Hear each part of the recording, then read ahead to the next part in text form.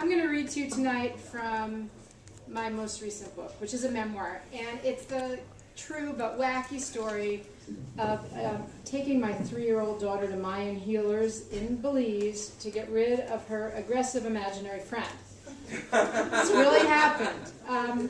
You know, I sent the invitation out for this event to a bunch of my friends in San Francisco. I said, you're going to have a night of sex, drugs, pot, Jesus, a toddler, and a shaman. How can you resist? So I'm going to read you. This isn't really an excerpt from the book. This is a piece that I did for one of those spoken word events in LA.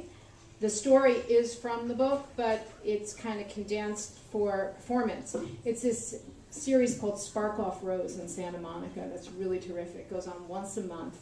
Usually 5 or 6 authors get up and read from their work, or read adaptions from their work. So this is an adaptation of my own work. And in the book itself, most of the story falls in chapter 6, when we've just gotten to Belize and we're taking our kid to see the first shaman. So I'm going to just drop you into the story and take it from there. What do I expect a Mayan shaman to look like? Not like its caricature, no bare-chested man with an elaborate headdress and ornamental bling, prancing around in a rapturous rhythmic trance. And not like a Western healer with a white lab coat and prescription pad.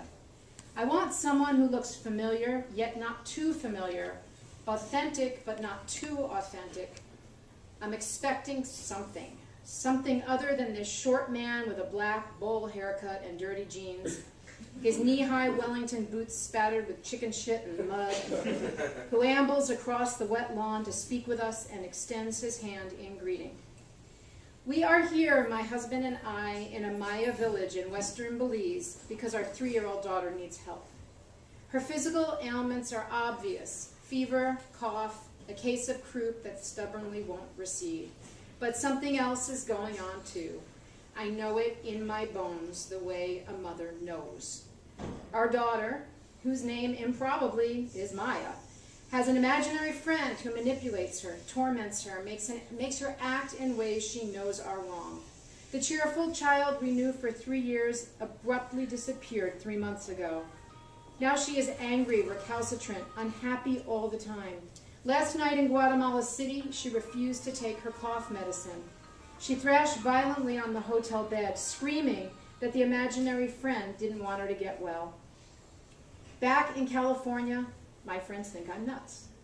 Imaginary friends are normal, they tell me. What's your problem? She'll grow out of it, they say.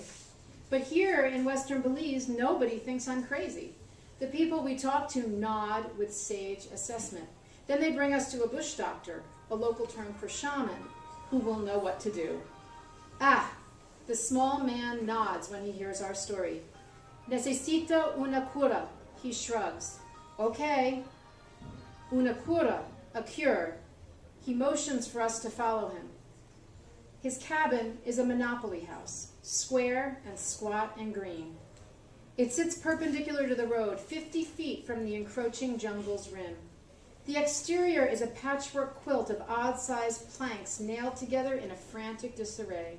A faded sage green paint covers the front of the house, wraps partway around the side, and stops where the gallon ran out. Pale blue curtains hang in 2 windows, with neither panes nor screens. The house has no discernible front path or driveway, just that wet grass on all 4 sides. If not for the single electrical wire stretching from the corner of its tin roof to a pole at the road, the house would look as if it had dropped straight down from the sky. A fire burns high in an old Esso drum in the front yard. I carry Maya through the door. Inside we blink against the sudden darkness. Only the outlines of objects are discernible at first. Then a soiled blue and white hammock stretched across the back of the room takes shape. In front of it, a simple wooden table. Portraits of Jesus and the Virgin Mary are thumbtacked to the walls. The pale linoleum on the floor is worn through in spots to reveal packed dirt. My left knee bumps against a shallow bench against the wall. We sit. Being here is an act of courage, I tell myself, or of desperation, an adventure, a compromise, irresponsible, brave, foolish, trailblazing, I can't decide. The truth is, I don't believe any of this. I'm a skeptic, a cynic, an intellectual. I'm from New York. I don't take things on faith. I need double-blind studies to believe. The truth is, I'm here because of my husband. He of the 90-hour .com work weeks that have put such a strain on our marriage. He who believes in alternative healing and karma and determinism and a number of other concepts that make me squint my eyes and retract my head 3 inches when they come up in conversation. Lately, he's befriended a group of pranic healers who claim they can clear negative energy fields. They come to our house and sit around the kitchen table, drinking herbal tea and waving their hands in the air. My husband's the one who's pushing to see a shaman, and the truth is, I'm here because I'm afraid if I say no, my marriage will crumble. Or maybe I'm here just so I can prove my husband wrong. My daughter swivels around in my lap and presses her stomach against mine, her cheek resting on my chest. I can feel the heat of her fever through the clothes. She's watching the bush doctor closely, but she's calm. The bush doctor hoists a black nylon duffel bag onto the table and starts rummaging through it. He pulls out a stubby, cloudy plastic vial. It is to put, he says, motioning with large circles in front of his chest. Tres veces. We put that on her chest 3 times, I ask? Si. 3 times a day or 3 times total? Si. Also, we take leaves for a bath. Now I take, he says, crouching down at Maya's side, the bébé hand to pray. He takes Maya's left wrist between his forefinger and his thumb, and that's when the room explodes. No, she shouts, snatching her hand back. I don't want him to touch me. Maya, I say, it's all right. He's not going to hurt you. I try to sound soothing, but something gets lost in the effort, and my voice comes out sounding angry and tight. No, she howls, arching her body into a stiff line. She kicks the bush doctor's chest, and he falls backwards onto his hands. Then she clamps her hands tightly over her ears and screams, one staccato shriek, followed by another and another and another. The bush doctor's hands dangle helplessly between his knees. Baby, baby, he murmurs. I want to hold your hand. All right, my husband says, let's get on with this. He reaches out and forcibly peels Maya's right arm away from her side.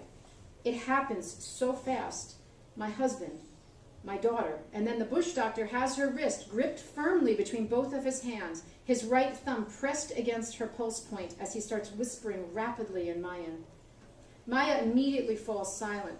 For a moment, it seems his touch has calmed her. I feel a small, irrational lunge of hope in that direction, and then her body jerks violently once, twice, and the silence splinters into a flailing kaleidoscope of arms and legs. An unearthly howl escapes her. This one is inhuman, worse than anything I've ever heard coming from a child. If we were in Los Angeles, a dozen people would be fumbling for their cell phones to dial 911. She tips her head back, lets out another howl. Over her shoulder, just beyond the open door, the oil drum sends flames 6 feet into the air. The bush doctor's whispering rapidly now, grasping her wrist. I don't want him to touch me, she gasps, thrashing against my hold. I don't want him to touch me. Her chest is so congested, she's gasping for every breath she takes. I can barely hold on to her. Then she makes that god-awful moan again, and choking sounds escape from her throat. I am no longer ambivalent or confused. Now I am only scared. I stand abruptly, clutching her against my chest. That's it, I say. Enough. We're done. Taking decisive action is easier than I imagined. With Maya wrapped around me, I turn my back on the men. I face the door, and I walk through it. I rush Maya back to the van and collapse on the back seat. That man, she shrieks, punching my ribs. That man tried to take my cough away. What do you mean, I say? She's not making any sense. That man tried to take my cough away with his hand and put it in the fire. I pull her to my lap and rock her till my arms ache, till her elbows drop loose and the dead weight of her tells me she's fallen asleep. When her breathing evens out, I lift my fist and slam it into the van window. It hurts, but not enough. I punch the glass again, hard enough this time to feel the pain. What were we thinking? No, really, what were we thinking? Something big just happened in that cabin, something I have no words to explain. And without words, I am doubly lost, because words are my currency, and without them, I cannot understand anything at all. My husband climbs into the van beside us. I'm looking straight ahead, wholly focused on the driver and the road that will lead us away from here. Are you okay? He asks. I shake my head no. He sighs and takes my hand. Then he holds up a plastic grocery bag of freshly picked leaves. We're supposed to boil these tonight and have her drink it, he says, and also give her a bath in it.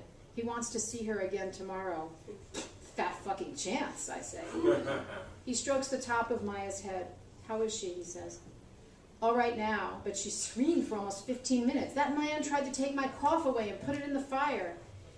My husband runs his hand through the front of his thick, dark hair. How the hell did she know that? He asks.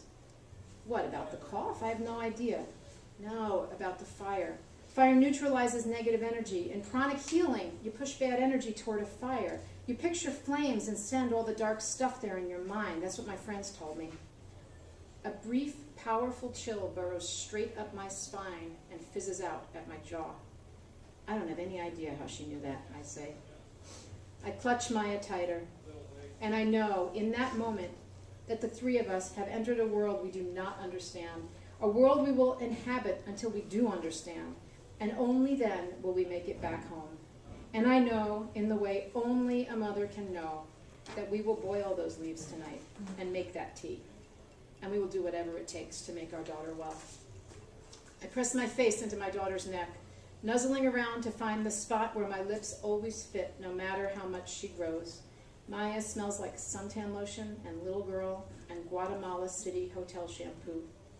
I inhale deeply, as if I am a raging inferno sucking up all that bad air. I picture myself an oil drum full of flames.